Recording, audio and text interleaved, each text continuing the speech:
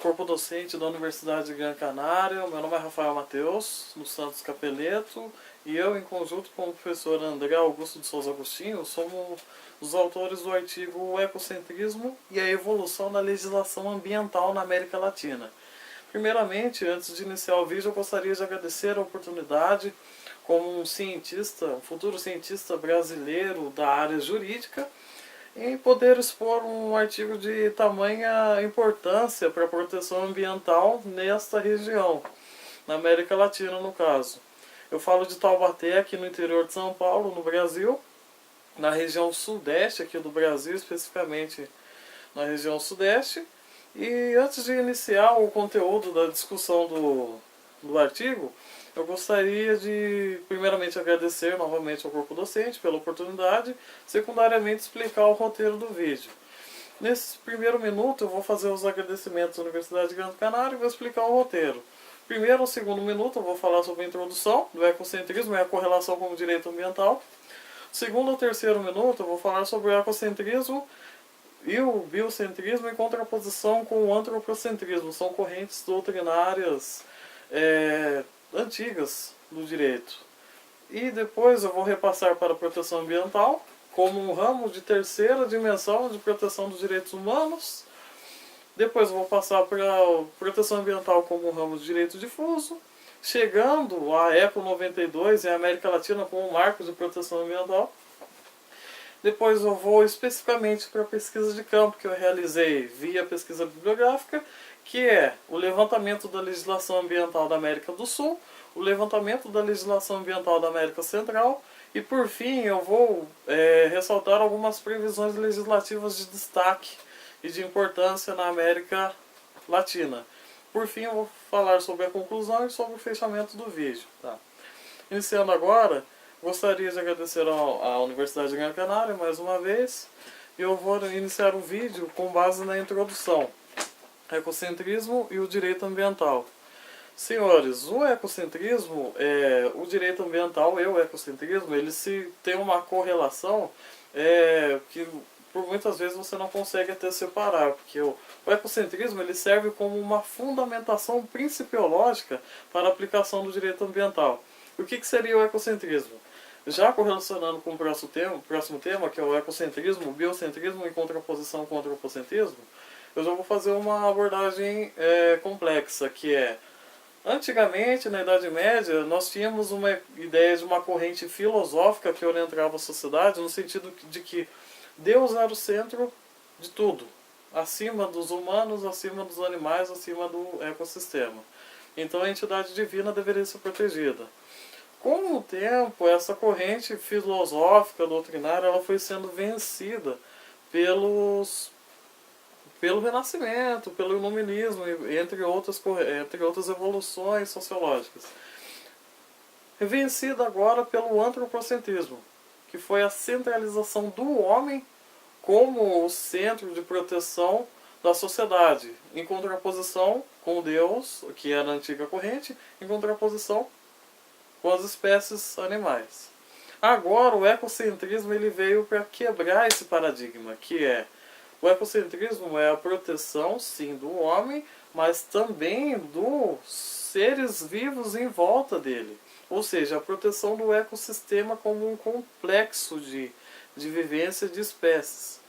O homem inserido nesse complexo, a proteção do complexo em si, o desenvolvimento sustentável. E agora eu entro no desenvolvimento sustentável, que é, conforme a definição do relatório Brundtland, da Comissão Mundial do Direito do Meio Ambiente e do Desenvolvimento da ONU, desenvolvimento que procura satisfazer as necessidades da geração atual sem comprometer a capacidade de gerações futuras de satisfazer suas próprias necessidades.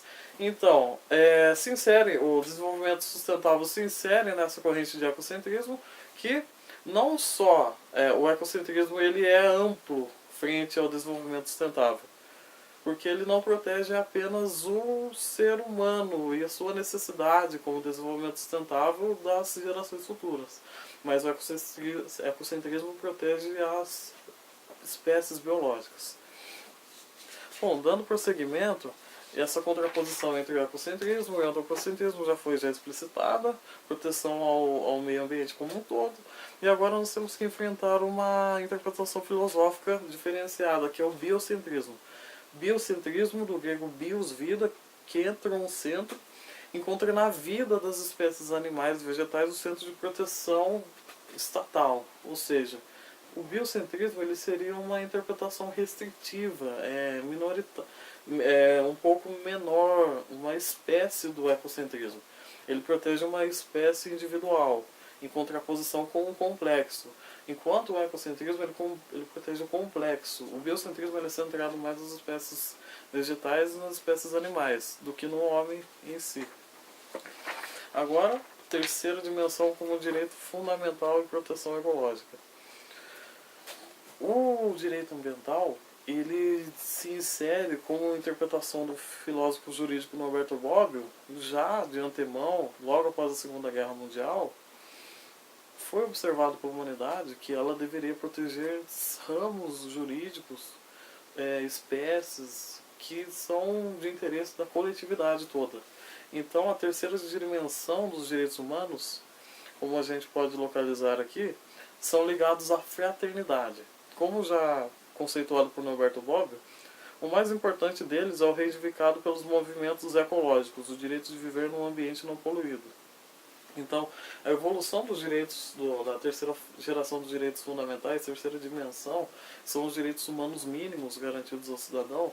Ele encontra na proteção ecológica o seu fundamento máximo, ou seja, fraternidade. O meio ambiente equilibrado é um interesse de todos, não de uma nação, não de uma região, mas sim do globo, do planeta como um todo. Então ele se insere nessa dimensão de direitos humanos fundamentais. E agora, dando prosseguimento, proteção ambiental como ramo de direito difuso. Direito difuso, como é já sabido já pelos senhores, já por todos nós, são os direitos indeterminados, aqueles direitos que não podem ser dimensionados, o impacto negativo dele, da sua ausência sobre o ser humano, sobre o bioma. Eu não consigo dimensionar que um acidente ecológico ele pode impactar apenas uma pessoa, não tem como, ou uma sociedade. É difuso. Então é uma proteção que ela atinge um bem jurídico tutelado no mundo real, difuso. Ele não tem precisão quanto ao sujeito passivo que possa sofrer com aquele acidente, com aquela ocorrência de falta de zelo pela proteção ambiental. Tá? Então, a proteção ambiental se insere num ramo de direito difuso, porque um acidente ambiental, um acidente nuclear, um acidente ecológico, ele não tem como precisão, não há como precisar corretamente quais indivíduos poderão ser afetados por isso. E por ser um sujeito passivo indeterminado, se insere num ramo de direito difuso. Tá? E aqui, o primeiro marco que nós podemos dizer sobre a proteção ambiental na América Latina, é claro, a América Latina ela teve uma participação tímida na ECO 92, que foi também chamada de Rio 92. A Convenção Internacional do Rio de Janeiro de 1992, Conferência das Nações Unidas sobre o Meio Ambiente e Desenvolvimento. Ela foi ocorrida em 1992 na cidade do Rio de Janeiro, aqui, próximo à minha cidade, aqui no estado do Rio de Janeiro, aqui no Brasil. Tá? Ela foi a conferência que até hoje ela teve o maior quórum da história, com 180 chefes de Estado. Então ela teve uma importância sumária, inclusive ela foi um dos precursores para a aprovação do protocolo de Kyoto, de proteção ambiental, que apenas os Estados Unidos não participou. Tá? Mas em continuidade, eu vou agora adentrar na pesquisa em si, no referencial de pesquisa, e aqui a gente pode notar que a legislação ambiental eu separei em dois ramos, em duas dimensões, na dimensão da América do Sul e na América Latina. Então o que a gente pode observar por essa pesquisa de campo é que os países que... a América do Sul ela é um pouco mais vanguardista na proteção ambiental com relação à América Central. O que a gente pode observar? Países, previsão constitucional e aprovação de legislação infraconstitucional para regulamentar a proteção ambiental. Países como Brasil, Argentina, Paraguai, Uruguai, Chile, Bolívia, Peru e Venezuela possuem tanto a previsão constitucional quanto a respectiva aprovação da lei infraconstitucional. Então, legalmente, eles têm um respaldo interessante para se proteger os biomas terrestres. Agora, por outro lado, ainda na América do Sul, o Equador, Colômbia, Guiana e Suriname, eles possuem apenas previsão constitucional, só que não tem uma legislação espessa para a proteção ambiental. Então eles já se inserem numa espécie de preocupação. A gente pode manifestar um pouco de preocupação com relação a esses países. Volto a repetir, os países são Equador, Colômbia, Guiana e Suriname. São os países que apenas possuem legislação constitucional, tá? Inclusive, a gente também há de se separar a previsão legal da concretização de medidas para a proteção ambiental, o que vai ser abordado posteriormente. Mas primeiro eu vou entrar na legislação da América Central para depois eu ressaltar isso. A América Central é ainda mais tímida do que a América do Sul, porque como que nós podemos observar? Remontando, países que possuem legislação constitucional quanto infraconstitucional: Panamá, Costa Rica, Nicarágua, Honduras, El Salvador, Guatemala e México. Agora são os únicos países da América Central que possuem tanto Constituição quanto legislação infraconstitucional. Por outro lado, existem outros países que só têm previsão constitucional, que é Belize, Cuba, Haiti, República Dominicana, Antigua e Barbuda, Bahamas, Barbados, Granada, Jamaica, São Cristóvão e Neves, Santa Lúcia e São Vicente e Granadinas. Inclusive há um país que se destaca, que é a Trinidad e Tobago, o aspecto negativo, que ele não possui tanto previsão constitucional quanto legislação infraconstitucional para proteção ambiental. Ok? Só que aí o que acontece? Eu vou deixar para conclusão depois sobre a existência ou não de legislação e o impacto. Previsões legislativas de destaque. Os países que possuem previsões legislativas de destaque, o primeiro deles é a Argentina, que fez a concepção do relatório Brundtland no artigo 48 de sua Constituição, 41, conforme já está ressaltado no artigo científico. Todos os dados corretos já estão citados no artigo científico também, com relação ao artigo, a previsão constitucional e a previsão infraconstitucional de cada país. Outro Código Penal paraguaio possui a pena restritiva, a pena de multa em caso de conduta culposa com relação ao dano ambiental e o agente poluidor. Inclusive, podendo até ser a proteção,